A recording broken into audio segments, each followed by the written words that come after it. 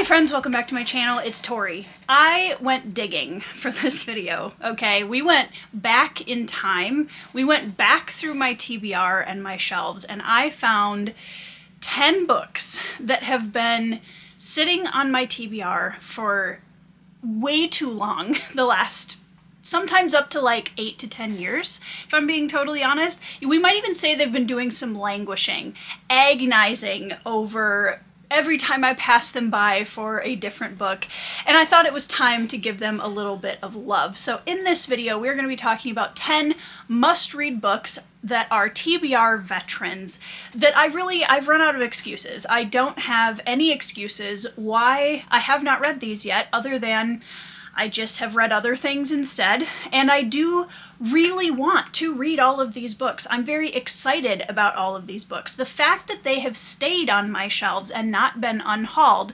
because I genuinely really want to read them should be a high mark, because I am a little bit of an unhaul fiend, and so the fact that all of these books have made it through many a purge since they were added to my shelves, and that I'm still so excited to read them all, is a point in their direction for sure. So let's get started with the first one, and that is Blackwing by Ed McDonald. I ordered this years ago when I first started my channel, and it's the first book in a trilogy, and I don't even remember what it's about, if I'm being totally honest. My husband has read this trilogy because he thought it looked interesting. I still have not read it. This one is definitely post-apocalyptic vibes. It's very gritty and harsh world. There's a bounty hunter main character, which you guys know I love a bounty hunter, and I'm guessing there's going to be a little bit of that West flavor undertone with that post-apocalyptic vibe as well, which all makes me incredibly excited. And the fact that these are pretty short, this would be a trilogy that I could really see myself just binging through in a couple of weeks if I really liked it. And I have often passed this book on my shelves and wondered, like, do I still want to read this? And every single time the answer is a resounding yes, I really want to read this series still. And my husband had some really interesting thoughts about it, which makes me even more excited to read it.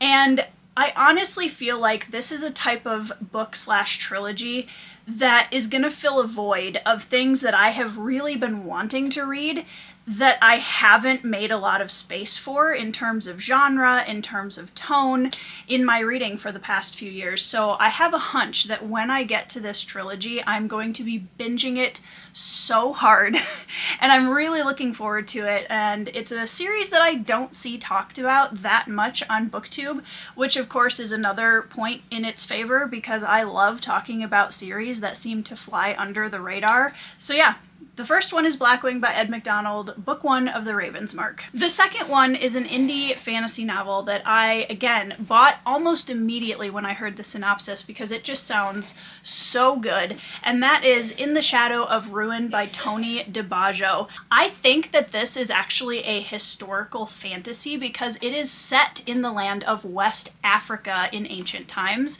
and it's about a succession war. There are two brothers that are vying for power within their tribe, and I'm sure there's external conflict coming in to put pressure on that relationship and that succession war, and there's a magical element to it. So all of those things just sound absolutely phenomenal, and I cannot wait to read this book. I think it's a standalone. I'm gonna have to double check that just to make sure, but I think it's a standalone. It's not a very long read, and again, this is one of those books that every time I see it on my shelf, I'm like, I want to read this. That looks absolutely amazing, and I think I'm gonna love it, and I just haven't picked it up yet, which is a crime, honestly, you guys. So this one is definitely high on my indie TBR for the near future, because this is one that I've had on my shelves for entirely too long, and I love those non-Western fantasy settings, and it intrigues me even more that the author is choosing to set it in an actual real-world country and throw the fantasy on top of it. That makes me very excited to read it. So In the Shadow of Ruin by Tony DiBaggio is the second book on my TBR Veterans list. Next up is a classic. Now, this book is very sentimental for me because it is a favorite of my grandfather, and I have been meaning to read this book for a very long time. My grandfather has talked about it since I was a little kid, and it's kind of ridiculous that I haven't read it yet. But that is Captain Blood by Raphael Sabatini. Raphael Sabatini was actually a pretty prolific author in the early 1900s, and Captain Blood has kind of become the epitome of that swashbuckling action-adventure piracy character.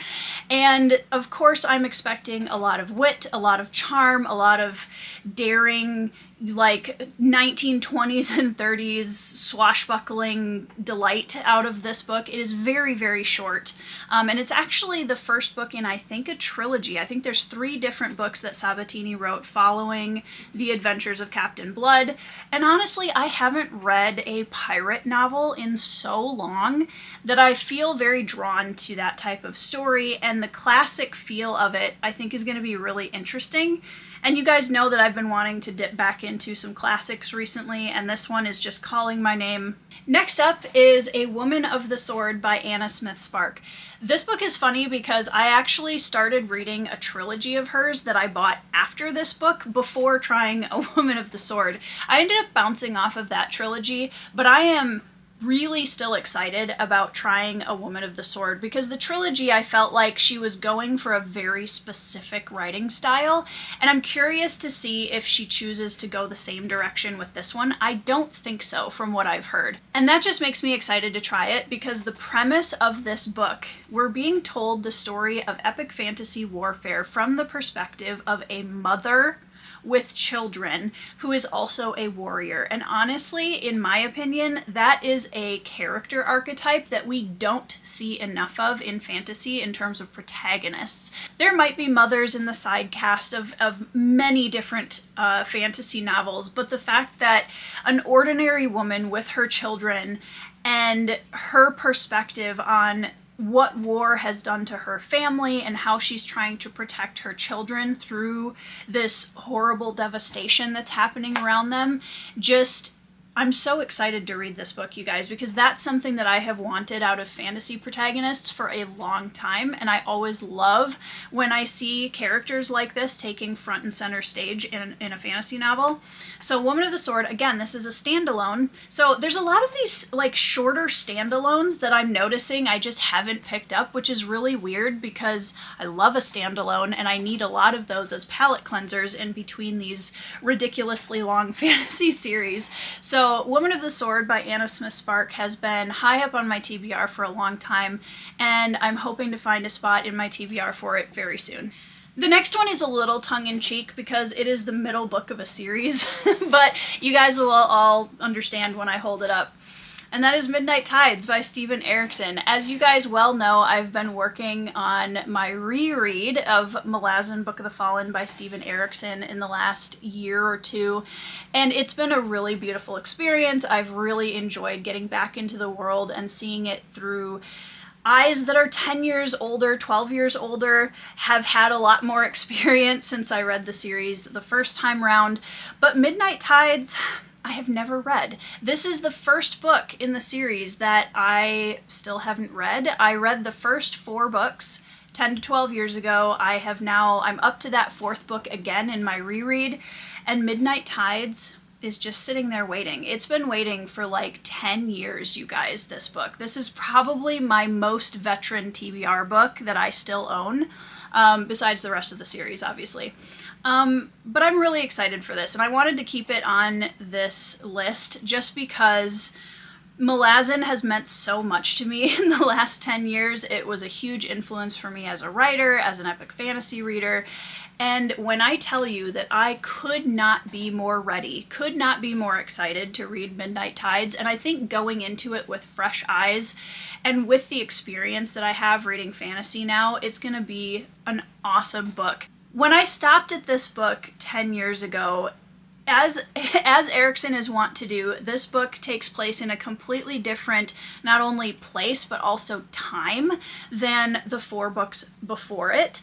And that was just too jarring for me 10 years ago, and I put the series down and just enjoyed my experience with the first 4 books, which was awesome.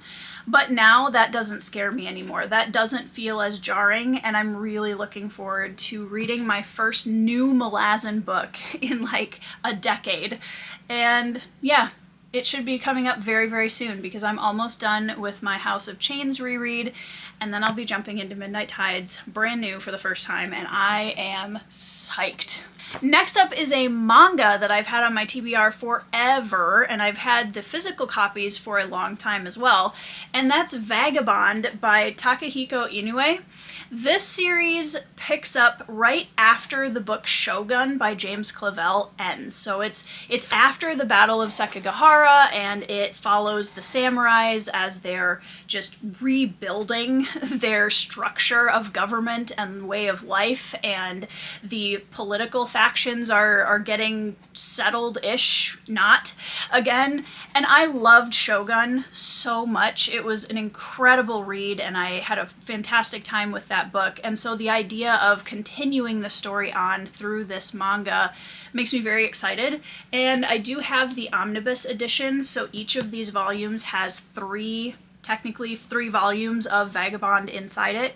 But it doesn't feel massively overwhelming, especially because it is manga, so I actually don't think it's going to take me that long to get through these, despite the fact that they're really chunky. And I love Japanese history so much, and I love reading about it. I love seeing it in fictionalized form, and I have heard nothing but amazing things about this manga, and it has just been staring at me from my manga shelf for a really long time, and I definitely think I want to get to at least the first volume of it this year, just to give it a try and see how it feels, and I know I'm gonna fall head over heels in love with it. Alright, this is the one, you guys. This is the one that gets me in the most trouble here on Fantasy BookTube, because there's kind of a canon, right, of different series that, like, oh my gosh, if you haven't read these series, what are you even doing as a fantasy fan? And this is the series that I get that the most on. And I'm a big believer that you should read whatever you want, that you're not less of a fantasy fan because you haven't read a certain series. That's a bunch of baloney, and we all know it. So this series, however, I haven't been ready for this series, and I'll explain why in a minute. But that's The Lord of the Rings by J.R.R. Tolkien. Now, obviously, as a millennial kid, I grew up on Peter Jackson's films, and I was so heavily influenced by the characters and the story and just how epic that whole journey was, especially at a young age. And I tried reading The Fellowship of the Ring 3 times, I think, in the last 20 years.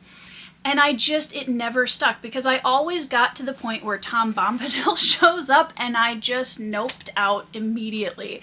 So I think part of that was that at the time I hadn't read as widely in fantasy as I have now, and I didn't have as much experience with classic style fantasy and just classic style writing in general. And now I feel like I'm ready to enjoy these books for the masterpiece that they are, without struggling or fighting with it, if that makes sense mentally. And I'm really looking forward to these. And I'm a firm believer in the fact that you read certain books at the right time. And Lord of the Rings is a big priority series for me in 2026, because I know that I am excited to read it. I don't feel intimidated by it at all anymore. I know that I can handle the writing style, if that makes sense. And it's not that I couldn't before, but I think I'm going to appreciate it a lot more now than I would have 5, 10, 15 years ago. So, The Lord of the Rings, next year, hopefully, I'll be able to say that I have finally read them, and all of the people that are clutching their pearls over the fact that I haven't read this trilogy yet can calm down and take a breath, finally. So I'm doing this for you guys. You know who you are. But anyway, I love The Hobbit. The Hobbit was great. I read it for my birthday last year and had a great time, and I'm just really looking forward to jumping into The Lord of the Rings. Next up is Kazuo Ishiguro's Never Let Me Go. This is a science fiction / magical realism, I think, literary fiction kind of blend. And Ishiguro, as I've said before, is an author who I am really, really keen to read soon, because I think I'm going to fall head over heels with his themes and his writing style. And he's written quite a few books that I have on my TBR and I'm really excited to read. I even mentioned one of them in my previous video. But this is the one that I've had the longest, and I don't know why I haven't picked it up yet. It's been even on my monthly TBR a couple of times and I just didn't get to it. And I don't know if it's one of those things where I feel like this is a 5-star read in the bank, just waiting for me to pick it up, which can be a little intimidating. And I think oftentimes I push those books off a little bit just because I know that it's going to be a really good read. And so this sounds so backwards, but maybe you guys know what I'm trying to say. This story is about a group of children at either an orphanage or a school of some kind, and something's just not right. And I don't know much about the plot other than I've been told by everyone who has read and loved this book to go in very blind and to avoid spoilers at all costs, because there are some things that we discover about the world and these characters throughout the book that the reveals are really part of the reward of reading this story. I've really enjoyed the work of most of the Japanese authors that I've read in the past, and I think Ishiguro is gonna be on my favorites list. Based on what I've heard, I really hope so. We're really crossing our fingers for that. But Never Let Me Go should be on my TBR very soon, because it's been sitting on my shelf entirely too long, and it's about time that I read it. Alright guys, another fantasy trilogy that the first book has been sitting on my shelves forever. And I was actually planning on reading a later book by this author first, but I was talked out of it by a very close friend of mine, Casey from Bookishly Bookish. Go check out her channel down in the description box. This series I'm really excited about, because I think it's gonna hit a lot of themes and checkboxes for me that I've really started to love in the last couple of years, and that is the Licanius trilogy by James Islington. So The Shadow of What Was Lost is the first book, and as you can see, they're chunkers, and I'm no different than anyone else when it comes to really chunky series. I tend to eyeball them on my shelf and go, maybe not today. And even though I absolutely love chunky series and I can't get enough of them, it is always a little intimidating to start them. This series balances on the past history of these godlike deities being overthrown, and our main character is a young man who is feeling the effects of that generational almost trauma, I think, and the fact that he's suffering the consequences of a massive devastation that happened years and years and years before he was even born. It's hard to get into from what I've heard from some people, but as you go through the series, the payoffs just get better and better and better, and it can be a little bit confusing, which is why I think a lot of people bounce off of it.